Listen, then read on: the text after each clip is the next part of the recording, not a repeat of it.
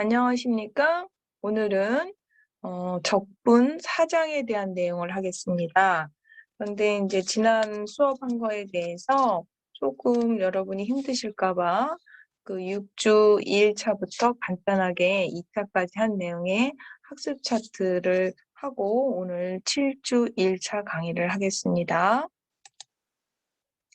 6주 1차에서 저희가 연소함수의 최대값, 최소값 구하는 거를 먼저 했었죠. 했을 때 값만 구한다면 임계점, 즉 정점, 특이점, 끝점을 구해서 그 값들 중에서 함수값이 가장 큰 거를 최대값 혹은 최소값으로 우리가 값만 빨리 뺄 수 있다. 이렇게 얘기를 했어요. 임계점, 정점, 특이점, 끝점만 구해서요. 그런데 평균값 정리로 넘어가서는 평균값 정리의 응용 버전 다양하게 활용되는 사례 중에 특히 선형 근사식 또 제가 조금 다양하게 몇 개를 더 예를 들어서 했었었는데요. 루트 1 플러스 x 같은 경우 0 근방에서 그다음에 1 플러스 x의 k제곱 그다음에 1 플러스 x의 마이너스 1제곱 물론 거기에서는 아마 제 기억에 일부러 이렇게 써놨었던 것 같은데 유리함수처럼요. 1 플러스 x 이런 함수에 대한 어떤 영근방에서의 선형 근사식을 하면서 삼각함수 중에서도 sin x 그다음에 탄젠트 x 영근방에서 선형 근사식을 했고요.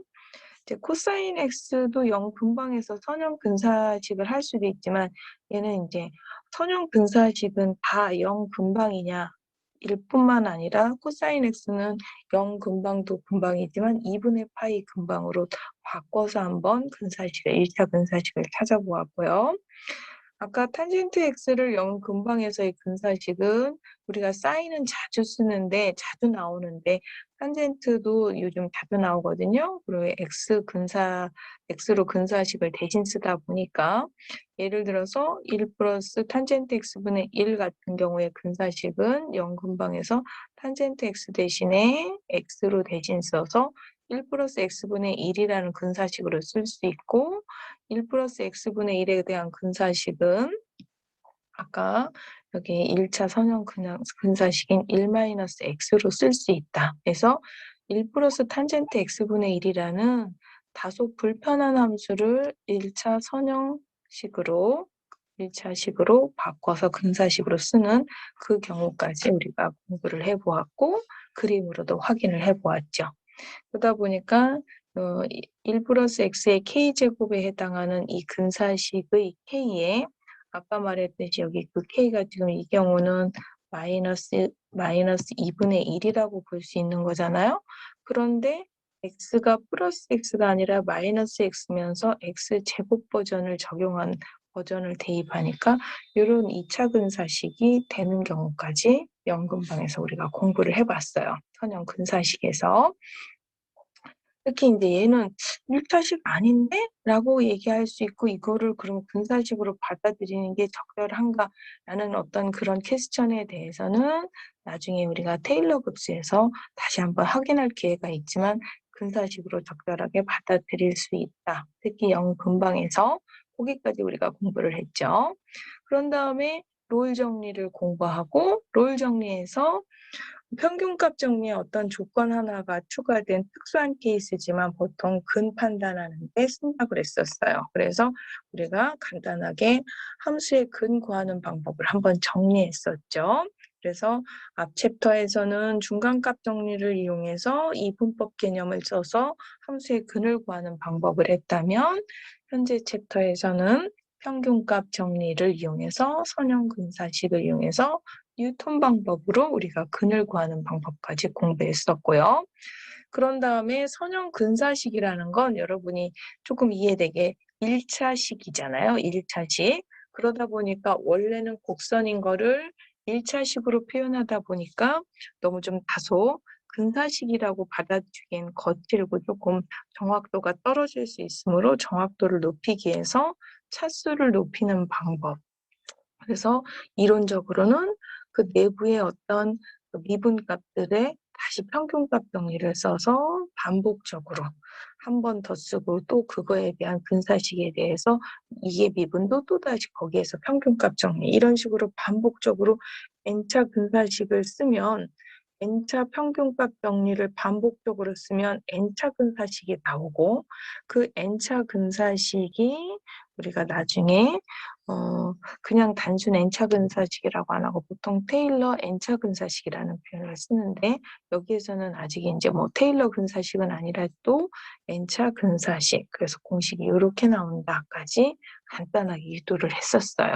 그래서 그 n차 근사식의 그 n이 유한인 뭐 지금처럼 1차다, 2차다, 뭐 아니면 5차다, 7차다 이렇게 끊어지는 게 아니라 걔를 무한대로 갔을 때가 무한 급수가 되며 걔가 그 유명한 테일러 급수가 되면서 근사식이 아니라 능이 성립한다까지 공부를 간단하게.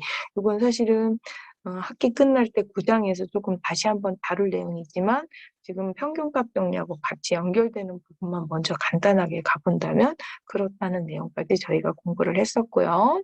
그다음에 6주 2차에서는 저희가 이제 본 교과서의 단조성 같은 것부터 시작을 해서 증가 감소는 일계도함수의 부가 양이냐 음이냐에 따라 양이면 증가, 음이면 감소다. 뭐 이런 특징들이라든지 또 그걸 이용해서 일계도함수 판정법. 그러면 이제 임계점 C라는 점을 기준으로 그 도함수의 보가 음에서 양으로 바뀌면 그 C점은 극소였고 양에서 음으로 바뀌면 극대였다. 이런 거죠. 물론 여기서 임계점이라 함은 앞에서도 집었지만 정점만 있는 게 아니라 특이점, 뭐 양끝점을 다 포함한다고 보시면 되겠고요. 특히 여러분이 아직은 임계점을 고등학교처럼 정점에 익숙한데 정점이 아니라 특이점도 같이 임계점에 포함된다는 거요. 그다음에 오목성 같은 경우는 이계도함수 보호로 판단을 했었죠.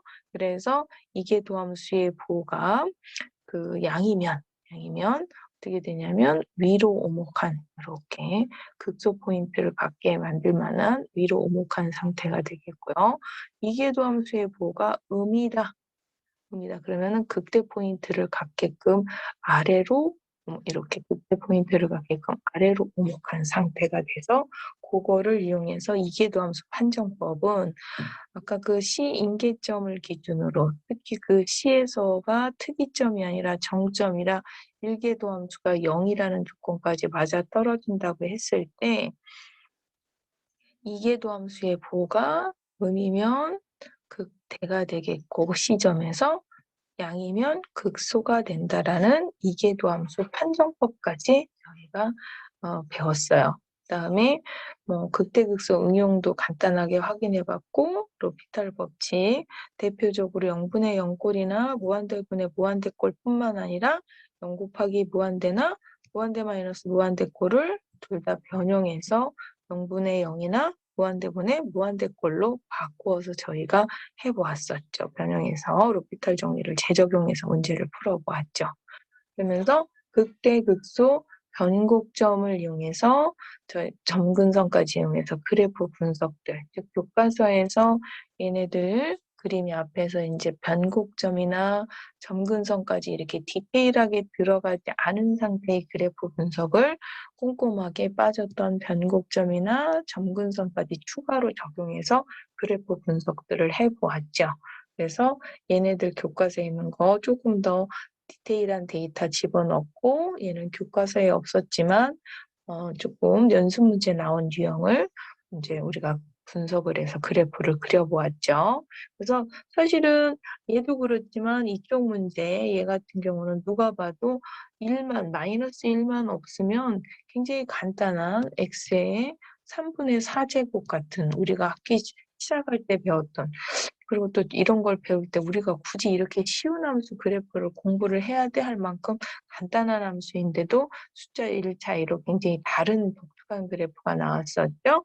그다음에 x 플러스 사인 x도 우리가 이제 변곡점, 점근선까지 다 적용한 버전으로 그다음에 이 그래프 그다음에 2의 x분의 익스포넨셜 x분의 1이라든지 사인 x 플러스 코사인 x를 우리가 요 변곡점, 점근선까지 다 이용해서 그렸지만 얘는 이제 삼각함수의 합성이라는 개념으로 얘를 조금 더 변형해서 바꿔서 그래프를 그려보았어요. 그래서 합성이 조금 이게 여러분이 안 배운 것 같아서 스쳐 지나가듯이 했지만 얘는 우리가 합성으로도 접근해서 문제를 풀 수 있어서 이 문제를 제가 한번 퀴즈로 내보았어요. 여러분한테 사인 x 플러스 코사인 x를 우리가 그때 그림을 그려보았거든요. 이번에는 빼기를 그때 극소 변곡점을 찾고 점근선을 이용해서 그래프를 그리면 하는 이런 문제를 한번 퀴즈로 내보았어요. 조금 여러분이 지난 시간에 퀴즈를 좀 수업 끝나고 냈으면 좋았을 텐데 너무 내용이 그때도 좀 길게 끝나는 바람에 이어서 내게 너무 사실 미안해서 도저히 내질 못했거든요. 그래서 이렇게 계속 퀴즈를 엇갈리게 그 다음 수업할 때 좀 내게 되는 경향이 있는데 얘는 이제 지난 시간에 연결된 내용에 대한 그런 어떤 함수의 그래프를 한번 그려보시고요. 사실 뭐 거의 대표적으로 그 중간고사 범위에 꼭 내는 문제 유형이기도 해요. 그래서 한번 그렇게 여러분이 쭉 한번 극대극소 1계든 2계도 함수 데이터 집어넣어서 변곡점까지 점근선까지 확인해서 그래프 한번 꼭 그려보시고요. 그다음에 4장 오늘은 이제 들어가겠습니다. 4장 적분이요. 1절은 사실 뭐 강의 계획서상에 제가 없는 걸로 알고 있는데요. 뭐 없어서 궁금하실까 봐 무슨 내용이냐면 이렇게 시그마 들어가 있는 거. 제가 더하기가 여러 번 반복될 때 간단한 이 시그마 기호 하나로 줄여서 더하기를 압축해서 표현하듯이 그러면 상수를 n번 더하면 nc가 된다 해서부터 시그마에 관련된 상수배나 합차 공식 다 알고 있는 거지만 다시 한번 눈으로 확인해 주시면 되겠고요. 그 시그마에 관련된 또 자주 쓰는 기본 공식이죠. 그 i를 더하는 거, i 제곱을 그 다음 세제곱을 더하는 이 공식 굉장히 자주 쓰는 공식이죠. 그래서 이거 다 알고 있는 거지만 다시 한번 확인 부탁드리고요. 그러면 2절에서 아마 요거도 강의 계획서에 없는 걸로 아는데 그래도 2절도 뭔 얘기를 하는 거냐면 면적을 지금 구하고 싶은 거예요. 그런데 면적이라고 하는 거를 얘네들 도형처럼 여기 지금 교과서에 있는 그림들이거든요. 이거 162페이지에서부터 165페이지까지 있는 그림들 나름 배열을 제가 해놓은 건데요.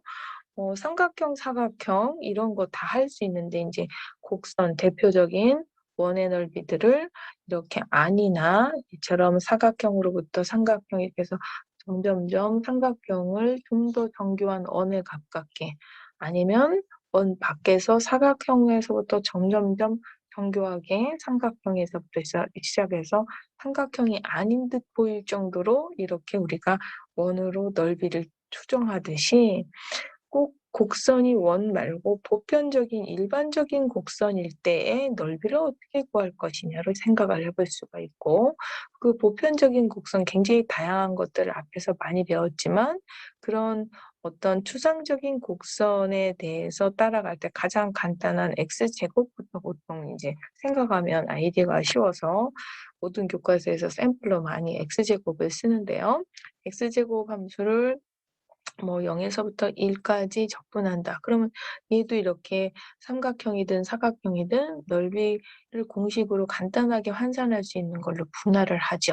그래서 분할을 하면 그 분할해서 그 대표값을 쓸 때 이렇게 안쪽에서 따라갈 수도 있고 얘처럼 바깥쪽에서 이렇게 따라갈 수도 있다. 뭐 이런 얘기가 되겠습니다. 그랬을 때 예를 들어서 내가 이쪽 안쪽 방식으로 따라가더라도 여기는 누가 봐도 이렇게 오차가 굉장히 넓게 돼 있는 분할 개수가 7개다, 뭐 8개다, 이렇게 6개다 될 거를 분할 개수를 14개나 28개로 줄이니까 원래 곡선에 아주 가까워서 오차가 물론 조금씩 보이긴 하지만 처음에 있는 R7에 비해서 즉 분할 개수가 7개로 한 거에 비하면 굉장히 거의 오차가 없어 보이죠. 이런 거를 뭐 28개가 아니라 280개, 뭐 2800개가 하는 순간 거의 그림으로 컴퓨터 그래픽으로 봤을 때 이 하얀 점이 거의 보이지 않을 정도로 거의 곡선하고 똑같은 거, 그 곡선을 두 번 그려 놓은 게 아니야. 곡선 하나밖에 안 보이는데 정도로 가까워지는 거죠. 그래서 이 분할 개수를 무수히 많게 해서 원래 넓이를 찾아가겠다는 게 면적의 기본 아이디어입니다. 일반적인 곡선에 대해서. 그러면 3절에서 아까 2절에서는 우리가 기본적으로 이렇게 그 곡선을 분할해서 n등분해서 안쪽으로 혹은 바깥쪽으로 이렇게 따라갈 때 누가 봐도 거의 등간격으로 분할이 된 게 보이시고, 규칙적으로 얘는 그 시작점에서를 기둥 높이로 잡고 얘는 그 구간에 끝나는 점을 기둥의 사각형의 높이로 획일적으로 균등한 방법으로 해서 따라가는, 일명 나중에 또 한 번 설명은 가볍게 있겠지만 여러분이 고등학교 때 배웠던 구분구적법인 방법으로 이 넓이를 추정해 간다면 3절에서 여러분을 기다리고 있는 이 내용은 그 분할 간격이 등간격일 필요가 없이 불규칙한 간격으로 자른다면 그러면서 거기 내부의 어떤 그 사각형을 추정할 때 거기에서 그 주변에서 가장 그 높이에 가장 가까운 그래도 막 이렇게 불규칙하게 자르는 것보다 요 구간에서 마치 평균값처럼 조금 그럴싸한 포인트를, 그래서 일명 샘플된 점을 하나씩 랜덤하게, 사실은 평균이라기보다는 랜덤한 점이 사실은 더 맞아요. 그래서 이 구간에 랜덤한 어떠한 점을 잡아서 그 기둥의 높이로 잡았을 때 이 사각형의 넓이를 이 곡선의 넓이로 대신한다고 한다면, 그럼 이제 아까처럼 등간격도 아니고 랜덤한 간격의 그 기둥의 높이도 특정한 시작점이나 끝나는 점에 규칙적인 어떤 규칙을 가지고 잡는 게 아니라 내부에 샘플된 아무 점이나 랜덤한 점을 잡아서 기둥의 높이로 잡으면 식은 어떻게 되냐면 그 샘플된 점을 보통 바를 이용해서 그 구간에 xi 바면 xi 바 이런 식으로 표현이 돼요. 그럼 xi 바에서의 함수값 높이에 밑변의 간격 델타 xi를 곱하면 일명 요 사각형 하나의 넓이인데 걔네들이 한 개가 있는 게 아니라 n 개를 더한 요만큼이 일명 이 불규칙한 합을 한 게 리만 합에 해당해요. 리만합이라는 표현을 쓰고요. 그 리만합에서 여기 앞에 극한이 어떤 식으로 돼 있냐면 부분구적법처럼 분할 개수가 무수히 많다라고 돼 있지 않고 여기서는 P 벡터 매저놈이 0이다 해서 이 간격에 대한 최대값, 맥스값을 P 벡터 매저놈으로 잡아놨거든요. 근데 여기서 조금 갑자기 매저놈, 벡터놈 막 이렇게 하니까 여러분이 조금 영어가 낯설을 수 있는데요. 쉽게 풀어서 말씀을 드리면 이 간격의 최대값이 0이 될 정도로, 즉 가장 간격이 넓은 게 0으로 가고 있으니까 나머지도 다 0으로 가겠죠. 그 간격이 0으로 간다는 거는 조금 더 이해를 돕기 위해서 분할 개수가 무수히 많아야만 이 간격들이 0으로 가겠죠. 그래서 이제 이 불규칙한 간격도 힘든 데다가 이 기호 P 벡터 매저놈이 조금 힘드신 분은 결론적으로 좀 직관적으로 넘기면요. 분할 개수가 무수히 많다로 구분구조법처럼 바꾸셔서 이해하셔도 됩니다. 그래서 분할 개수가 무수히 많다면으로 이제 이해하셔도 돼요. 그래서 물론 리만함으로 정적분을 정의하는데 원래 정의는 이렇게 P 벡터 매저놈으로 했지만 어떤 이런 용어들이 어렵고 힘들면 조금 더 직관화시켜서 분할 개수가 무수히 많게라고 환산해서 이해하셔도 돼요. 그래서 이렇게 많았을 때 극한값이 분할 개수가 무수히 많거나 혹은 간격이 0으로 갔을 때의 이 리만합에 해당하는 일명 이 합들에 대한 극한값이 하나의 수렴값을 가져야 돼요. 발산하거나 존재하지 않거나 이런 게 아니라 뭔가 하나의 그 값이 하나의 값으로 수렴값을 갖는다면 그 수렴값을 우리는 f 함수를 a에서부터 b까지 적분한 것이다 라고 표현을 하고 기호는 이와 같이 인테그럴 기호를 써서 a에서부터 b까지 f 함수를 적분했다. 이런 식으로 정의를 한다는 거죠. 그래서 정적분의 정의를 리만합으로 한번 확인을 시켜드렸고요.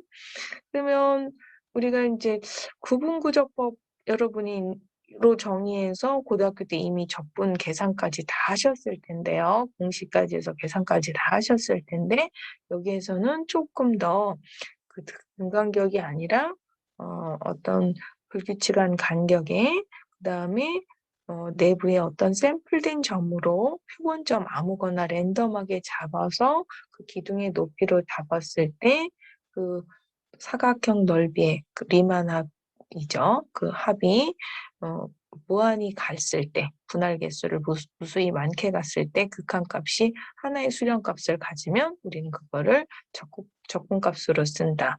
이렇게 정리해 주시면 정적분의 정의가 조금 더 일반화된 정의라고 이해하시면 되겠고요. 그러면 이제 그거를 가지고 그 다음 페이지 예제 168페이지 1번을 간단하게 한번 확인을 해보면 폐구간 0에서부터 1까지 함수 f를 다음과 같이 정의하자. 그래놓고 f 함수를 어떻게 정의를 했냐면 유리수일 때는 0이고 무리수일 때는 1이다. 이렇게 정의를 했어요. 그러면 분할 간격 안에 내가 유리수와 무리수는 랜덤하게 어느 구간을 작은 구간을 잡아도 유리수나 무리수는 포함되므로 표본점 자체를 xi 바를 다 모두 유리수로 선택하는 경우와 xi 바라는 표본점을 내가 모두 무리수로 선택한다면 생각해 볼 수가 있겠고요. 만약에 내가 표본점을 다 그 아무리 작은 구간이라도 거기에서 다 유리수로 선택한다면 그 유리수로 선택한 f 함수의 값은 0이므로 아까 말했던 미만합 자체가 상수 0을 가지므로 극한값을 처리해도 이 분할 개수를 무수히 많게 해도 0이 될 것이며 무리수로 선택하면 그때 어떤 샘플된 점에서의 함수값은 무리수를 함수값 1로 잡았죠. 그러다 보니까 리만합이 1이 되는 거죠. 왜냐하면 이 함수값 1에다가 이 간격들을 곱하면 간격들을 1에서부터 n까지 다 더한 거죠. 그럼 그 간격들을 1에서부터 n까지 다 더하면 지금 분할 간격이 0에서 1이었으므로 1이 되는 거죠. 그러다 보니까 이 표본점에 따라서 유리수로 택하느냐 무리수로 택하느냐에 따라 리만합이 다르게 나타나므로 얘는 어떻게 될 수가 있냐면 극한값이 하나로 수렴하지 않는, 즉 극한값이 존재하지 않는 경우가 되죠. 그러다 보니까 얘는 적분 가능이 아니다. 불가능이다. 우리가 네가 어떤 샘플된 점을 취해도 그 극한값이 하나의 수렴값을 가져야 되는데 그렇지가 않으니까 적분 불가능하다. 그래서 고등학교 때의 어떤 조금 쉬운 등간격의 어떤 구분구조법 개념이라면 여기에서는 좀 더 보편화된 리만합에 대한 개념을 조금 아실 필요가 있는 대표적인 예라고 할 수가 있겠습니다. 그러다 보니까 특이하게 예제 1번에서는 적분 가능하지 않은 게 드디어 나왔어요. 적분 불가능한 경우가. 그러면 고등학교 때는 뭐 미분 가능이다, 미분 불가능이다, 아니면은 극한값이 있다, 없다, 연속이다, 아니다 이런 거에 대해서는 조금 다루었을 텐데 적분 가능이다, 아니다는 많이 다루지 않았었을 거예요. 그러면 적분 가능이다, 아니다, 즉 적분 가능성에 대한 정리가 교과서 169페이지에 나왔는데요. 정리 431입니다. 그래서 여기 지금 함수 f가 구간 A, B에서 일단 유계가 돼야 된다. 유계라고 하는 얘기는 함수값이 경계가 있어야 돼요. 경계가 있다는 뜻으로 경계가 있다는 뜻은 함수값이 플러스 무한대나 마이너스 무한대로 이렇게 끝도 없이 경계가 없이 가는 게 아니라 제한된 범위 안에 유계가 있다는, 즉 경계가 있어서 무한대나 마이너스 무한대로 가지 않아야 된다는 거죠. 그래서 유계이고 많아야 유한계의 점을 제한 모든 점에서 연속이다. 일단 연속이라고 했지만 어떤 얘기냐면 그냥 연속이 아니라 유한계의 점을 제한 모든 점에서 연속. 그러면 유한계의 점에서는 연속이 아니어도 된다는 얘기인 거잖아요. 이걸 제외했다 그랬으니까.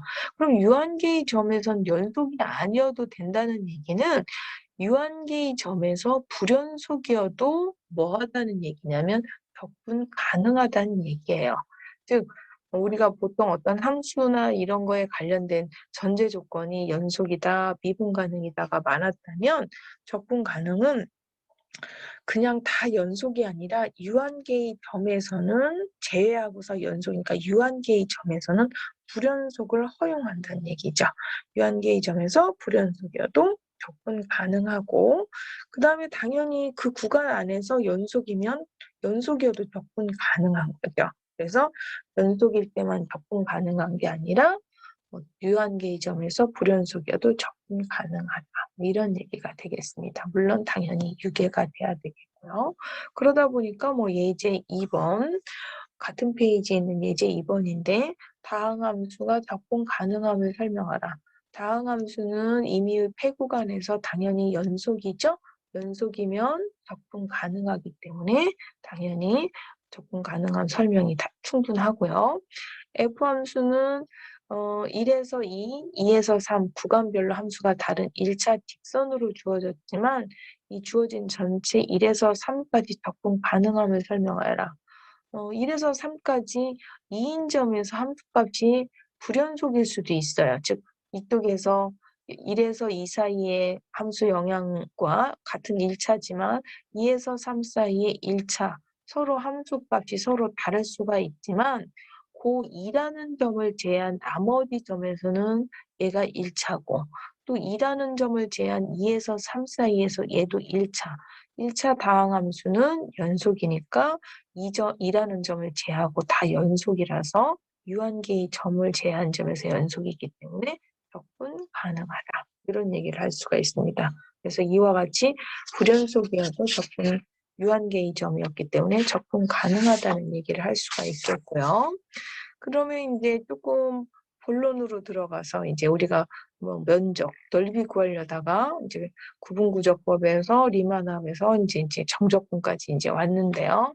정적분은 앞에서 접근 가능성에서 얘기했듯이 A, B 구간에서 접근 가능하며 그 함수가 0보다 같거나 큰 양이면 그 AB 함수 AB에서 함수 F의 그래프 아래 부분의 면적은 이와 같은 정적분과 같다. 즉 정적분이 그 F함수 아래 부분의 면적이 된다. 이런 얘기가 되겠죠. 뭐일 때? F함수가 양수일 때. 그래서 양수일 때는 양수함수에 대한 그 주어진 구간 AB에 대한 적분은 그 아래 부분에 대한 면적이 된다. 그래서 면적을 구하려면 적분을 해주면 된다. 이런 얘기가 되겠죠. 그래서 그거를 구체적으로 이제 여러분이 계산으로 유도했던 구분구조법 아까 처음에 그 덕분에서 나왔던 시작점 혹은 끝나는 점을 기둥 높이로 한다든지 이런 식으로 구분구조법으로 접근해서 우리가 넓이를 계산해서 실질적으로 그런데 저렇게 매번 계산하지 않고 조금 그 적분의 그 정의로 바로 빠져서 계산을 많이 하죠. 그렇게 구분구조법까지 계산한다기보다는 그 구분구조법의 극한값으로 해가지고 우리가 정적분 정의로 계산하는 방법으로 많이 빠지죠. 그래서 4절에서 여러분이 그 적분 그 성질에 대한 공식들은 좀 다 아시는 것 같지만 여기 좀 굳이 1학기 때 다시 한번 언급한 거는 나중에 2학기 때 이변수 함수, 삼변수 함수, 또 이변수 함수에서도 변수가 좌표 시스템이 바뀌기도 하거든요. XY가 아닌 걸로. 삼변수도 역시 마찬가지고요.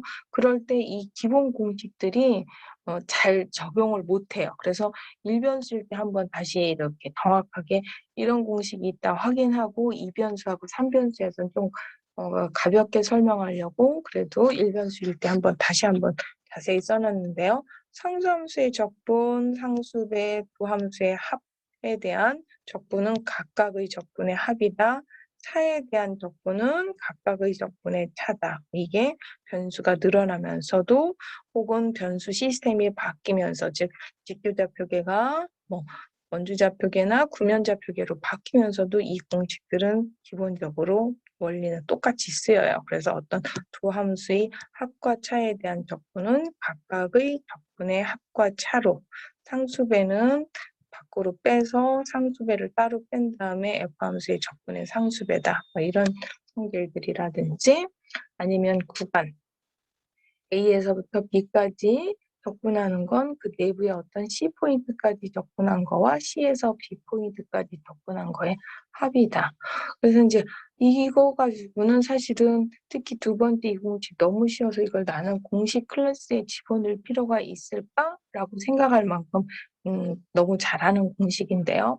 합도 합이지만 이거 합공식을 반대로 빼면 우리가 이거를 이항시켜서 빼면 얘가 돼서 거꾸로 AB 전체에서 나는 A에서부터 C까지 요만큼을 빼면 C에서 B까지에 대한 요만큼에 대한 넓이가 나온다. 이런 논리로도 적용할 수 있는 그런 정리죠.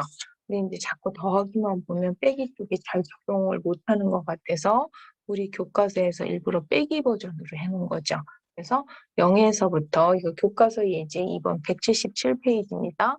0에서부터 10까지의 정적분이 7이고 0에서 3까지의 적분이 5다? 그러면 3에서 10까지의 적분, 아까도 얘기했지만 이쪽 0에서 3까지를 반대쪽 이쪽으로 넘어가서 빼주면 되는 거죠. 그래서 3에서 10까지의 적분은 0에서 10 전체까지 해서 0에서 3까지의 적분을 빼서 계산하면 이렇게 2가 된다가 되겠고요. 그다음에 정적분의 성질 3번. 3번 같은 경우는 오히려 1, 2번보다 더 관심 없어 하는 공식 중에 하나인데 얘도 좀 꼭 알아둘 필요가 있어서 제가 다시 한번 그림까지 같이 띄워놨는데요. 이거는 두 번째 정리 먼저, 두 번째 정리부터 보면 두 함수의 부등호 관계가 유지되면 정적분을 해도 부등호 관계가 유지된다. 당연하고 굉장히 쉬운 상황이에요. 그림이 이런 지금 밑에 있는 이 그림과 같은 교과서 177페이지 그림과 같은 이런 그림인데요. 얘가 G가 만약에 0이면 또 당연히 0을 적분한 거니까 0. 그래서 여기 있는 2번의 G에다가 0을 대입하면 이게 바로 1번에 해당하는 공식이에요. 그래서 얘가 0보다 같거나 크면 그 함수를 적분한 것도 0보다 같거나 크다. 그것까지만 해도 별로 당연한 얘기 같은데 라고 생각을 아직까지는 드실 수 있을 것이고요. 그 다음 내용 보시면 그 성질을 이용해서 어떻게 했냐면 F함수가 일단은 기본적으로 적분 가능하다고 했을 때 A에서부터 B까지 함수값이 소문자 n보다는 같거나 크고 대문자 n보다는 같거나 작다라고 한다면 이와 같은 다음과 같은 등식이 성립한다라는 얘기예요. 그럼 F함수가 그림에서 본 것처럼 소문자 n보다는 크고 대문자 n보다는 작아요. 그거를 여기에 F함수를 A에서부터 B까지 정적분했다는 건 이 F함수 곡선 이 밑에까지 얘의 정적분, 즉 넓이에 해당하는 부분은 작은 m이었다는 이 m까지 그 다음에 B에서부터 A까지 이 길이 이만큼 길이에서부터 m까지를 곱한 이 값보다는 클 것이고 대문자 m 6이죠. 이 높이에서부터 역시 B-A 여기서부터 이 길이 그럼 여기서부터 이 길이를 곱하니까 이번엔 이 사각형 전체가 되겠죠. 요거보다는 같거나 작다 이런 얘기가 되는데요. 그림으로 보면 너무 당연한데 여기서 내려올 때 그림으로 당연했던 게 사실은 얘만 적분한 게 아니라 얘 적분하면 이렇게 되고 얘도 적분하면 이렇게 돼요. 그래서 푼 논리는 아까 F함수하고 G함수의 부등호 관계가 성립하면 얘를 적분해도 부등호 관계가 성립한다 라고 했던 그 원리에 FD의 G 자리에 소문자 M을 집어넣은 버전이 얘고요.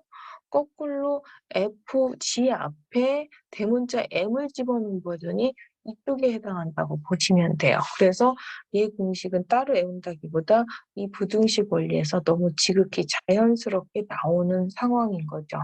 그러다 보니까 여기 있는 이것도 사실은 우리는 이론적으로 이거 정적분해서 심지어 어떤 학생은 실계산만 잘 나오는 게 아니라 거의 계산을 암산 수준으로 할 수 있는 그런 문제임에도 이 원리를 파악하라는 차원에서 얘가 3과 15 사이에 있음을 증명하라는 문제로 냈는데요.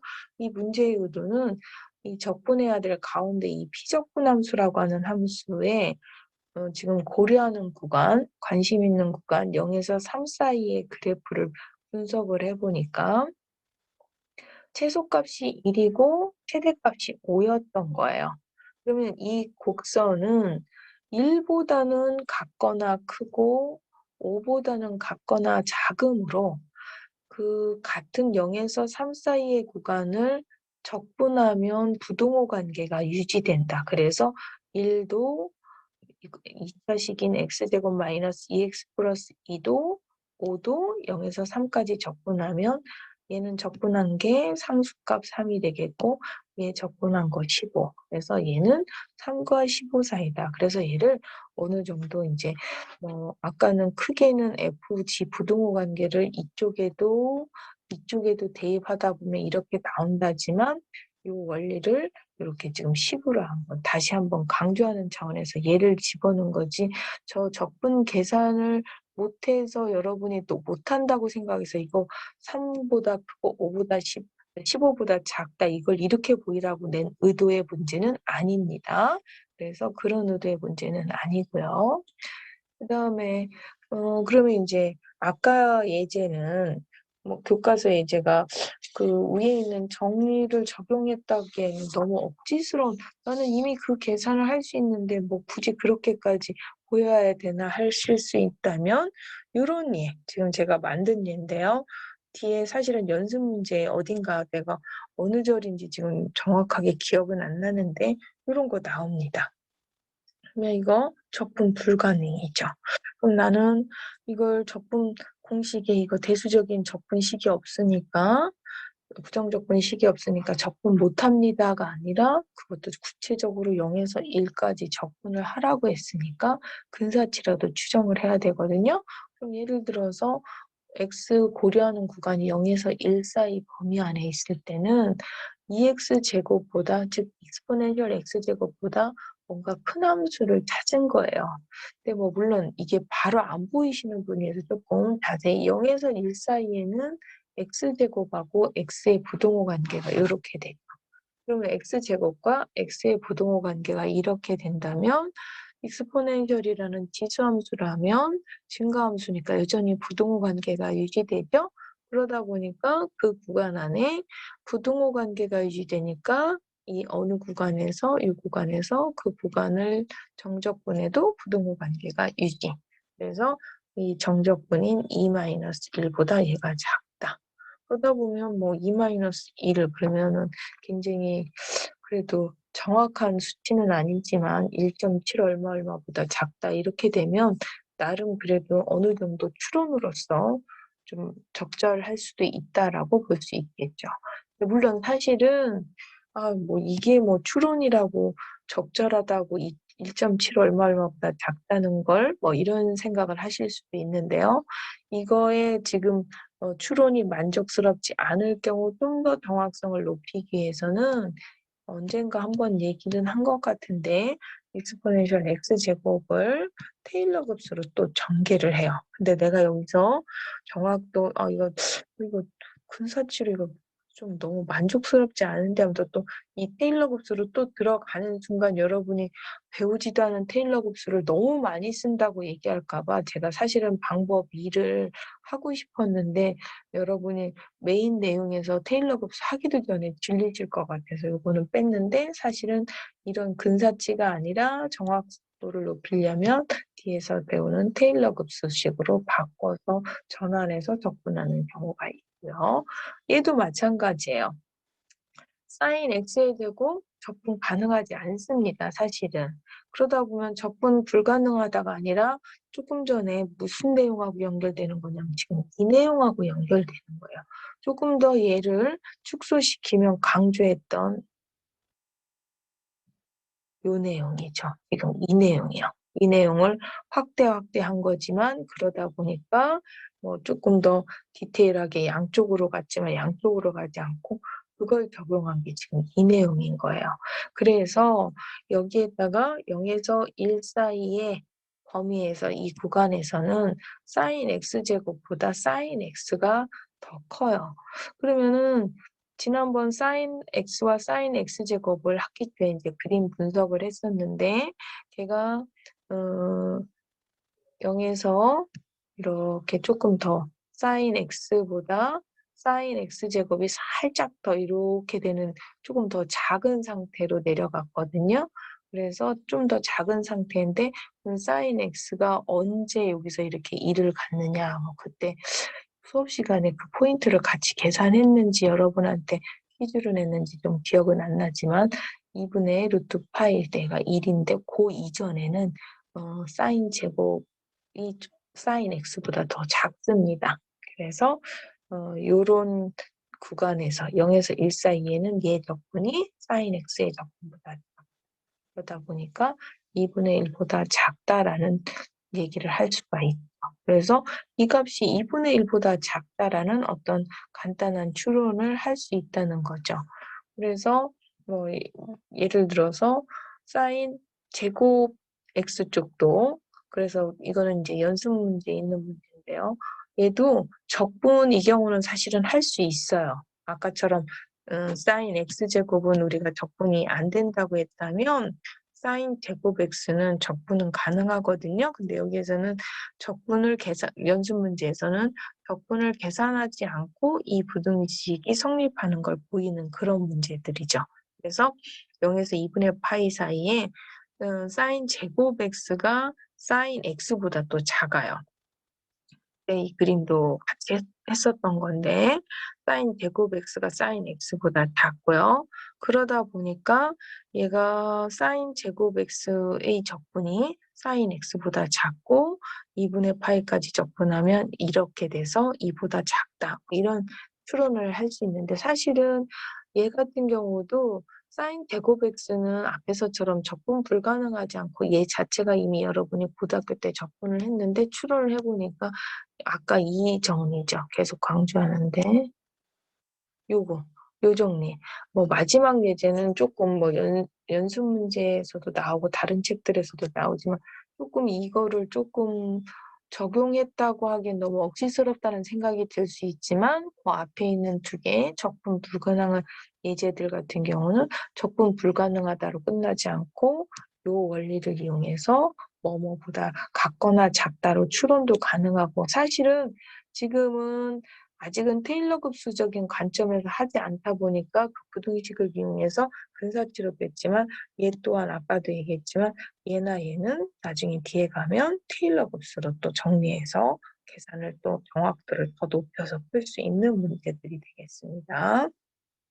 그리고 이 제곱 x 요거 예제 3번에 있는 건 여러분이 고등학교 때 이미 계산해 보셨을 것 같은데요. 그렇게 하셔도 되고 나중에 이제 우리가 사인 n제곱 x에 대한 적분 따로 배우거든요. 그런 관점에서 보셔도 되겠고요.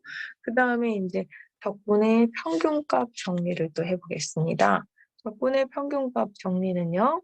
함수 f가 a, b 구간에서 연속이라는 조건이 있을 때 이와 같은 등식이 성립하는 c가 a, b 안에 존재한다 라는 얘기예요. 그러면 지금 용어 평균값 정리 앞에서 나왔는데 적분 버전의 평균값 정리라고 그랬거든요. 그럼 앞에서의 평균값 정리와 여기에서의 평균값 정리의 관계는 둘째치고 얘를 왜 평균값 정리를 했나? 또 특히 이 주어진 이 식의 의미는 뭐며 이 그래프의 관계는 뭔가를 이해하기 위해서 제가 조금 뒤에 우리 교과서 배열상 뒤에지만 이미 여러분이 좀 고등학교 때 배운 것 같아서 요 수식을 조금 미리 끌고 와서 썼어요. 우리가 뭔가 보통 F함수의 부정적분을 대문자 F라고 하고 정적분은 그 부정적분 함수의 양 끝점을 뺀 이런 값으로 표현된다고 하죠. 그랬을 때 여기에 있는 이 적분의 평균값 정리에 있는 자변에 해당하는 이 식은 그렇게 따지면 이와 같이 표현할 수 있고 그러면 우리는 이 대문자 F 버전 입장에서 봤을 때 얘가 일단 이렇게 정의된 거니까 미분이 가능하고 또 그 F함수가 연속이므로 적분에도 연속이라서 얘 입장에서 대문자 입장에서 얼마든지 평균값 정리를 쓸 수 있어요. 그러면 대문자 F함수로 봤을 때 평균값 정리를 쓰면 걔를 미분한 함수값 C가 요 AB 구간 사이 안에 존재한다가 되겠죠. 그래서 여기에서 대문자 F에다가 평균값 정리를 쓴 거예요. 근데 대문자 F는 뭐예요? 우리가 원래 처음에 잡은 함수 F의 적분 함수, 부정적분 함수라서 그래서 적분에서의 평균값 정리라고 보셔도 돼요. 그러면서 대문자 F의 미분 C다. 그럼 얘를 미분하면 뭐가 되는 거예요? 소문자 F. 그래서 소문자 F 함수 C. 이런 등식이 성립한다고 볼 수가 있죠. 그래서 여기 좌변식을 변형해서 우변에 있는 소문자 FC까지 나오는 관계까지 지금 확인을 했어요. 그럼 이제 이 식이 왜 이렇게 평균값 정리라는 이름을 썼는지까지 이해가 됐을 것이고요. 얘와 이 그림의 관계는 그러면 여기 있는 이 좌변에 있는 요만큼을 옮겨서 이항하면 이와 같은 식으로 바꿔서 표현할 수 있고 그럼 이 식을 변형한 요 식을 다시 재해석하면 좌변은 F함수를 A에서부터 B까지 정적분한 거고요. 우변은 B에서부터 A까지 어떤 적분한 구간의 차이와 C라고 하는 건 그 B와 A 사이 어떤 내부점 C였는데 C에서의 함수값을 곱한 게 같다예요.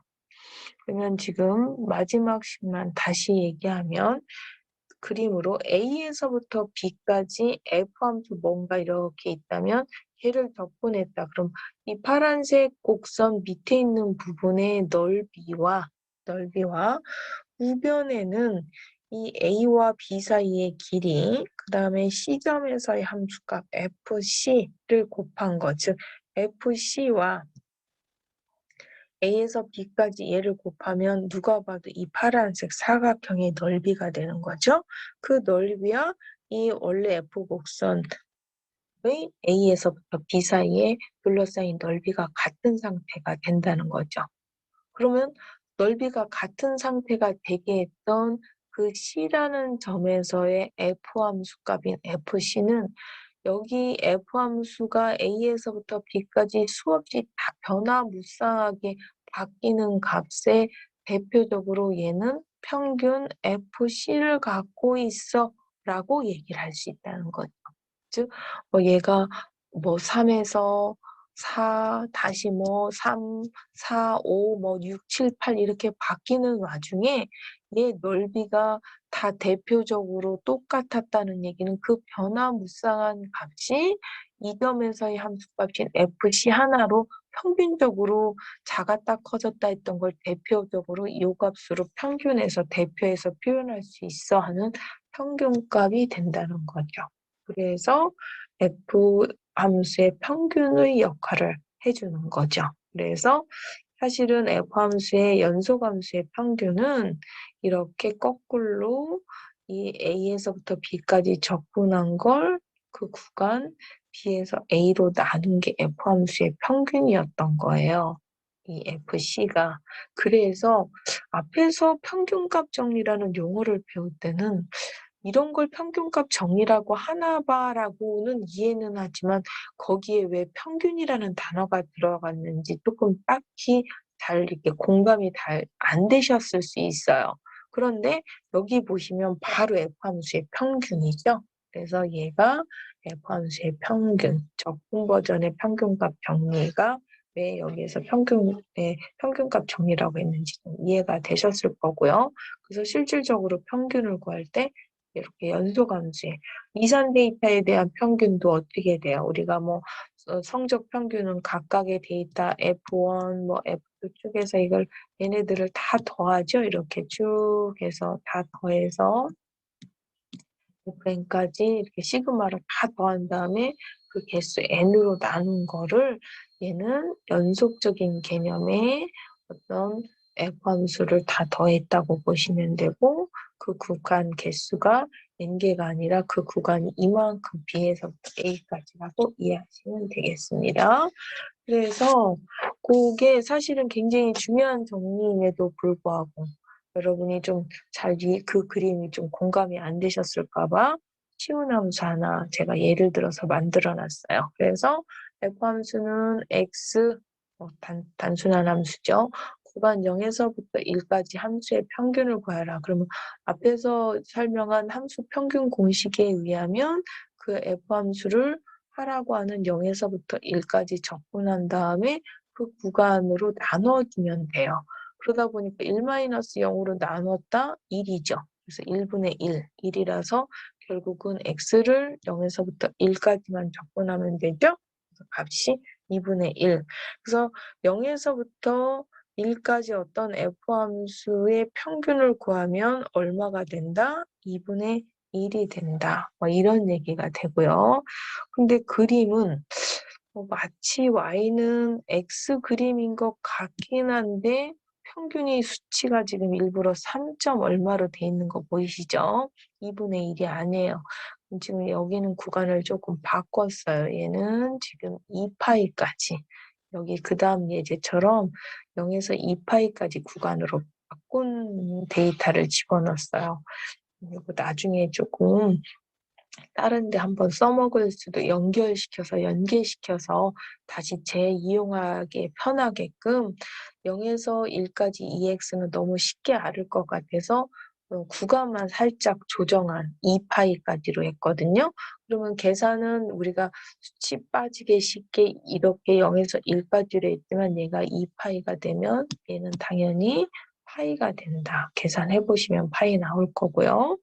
이게 너무 뭐 그러다 보니까 파이 뺀 것 같아서 sin x 같은 경우도 0에서부터 2파이까지 함수의 평균 공식에다 대입하면 얘는 계산해도 0이고 그림으로 봐도 sin x를 0에서부터 2파이까지 평균을 구하면 0에서부터 1 뭐 쭉 다시 마이너스 1까지 왔다 갔다 하다가 이렇게 오면 얘 전체 평균은 직관적으로 봐도 누가 봐도 0인 거 보이시고 아까 얘도 0에서부터 1까지다 하면 2분의 1이었겠지만 지금처럼 2파이다 그랬으면 0에서부터 쭉 변화무쌍하게 2파이까지 바뀐 거에 평균은 파이로 통일할 수 있다. 이런 관점으로도 직관적으로도 바로 계산하실 수 있는 그런 내용이라고 할 수 있습니다. 그래서 이제 교과서 예제에서 조금 수준을 높여서 3x 제곱으로 바꿔본 거죠. 그래서 구간도 0과 1이 아니라 0에서 2까지 f 함수에 대한 적분을 먼저 1차적으로 부분 그 서브 문제로 하나 냈고요. 그다음에 평균값 정리를 만족하는 C를 구하라고 했는데 여기에서 이 C는 평균값이 되는 포인트고요. 그때의 함수값 f의 3분의 2가 바로 우리가 지금 얘기하는 평균값이 되는 거죠. 평균값. 그래서 이 평균값이 얼마가 되는 거냐면 뭐 4가 되나요? 이렇게. 그래서 우리는 이때의 평균값은 4다. 뭐 이렇게 얘기를 할 수가 있겠죠. 아닌가요? 계산이 맞죠? 루트 3분의 2일 때의 함수값. 얘가 일단 평균이 되고요. 저는 여러분한테 이제 평균의 포커스를 맞추다 보니까 얘가 평균이라고 얘기를 했지만 그 평균값이 되는 여기 교과서처럼 그때 포인트 X까지 찾으면 이게 그때 만족하는 C점이 되는 거가 되겠죠. 그다음에 이제 미분적 분학의 기본 정리를 이제 해야 되는데요. 미분적 분학의 기본 정리 조금 내용 연결된 게 조금 많은 것 같아서 오늘 수업은 평균까지만 하고요. 여기까지 하고 5절 하고 그 다음은 다음 시간에 하는 걸로 하겠습니다. 오늘 수업 들으시느라고 수고 많으셨습니다. 수고하셨습니다.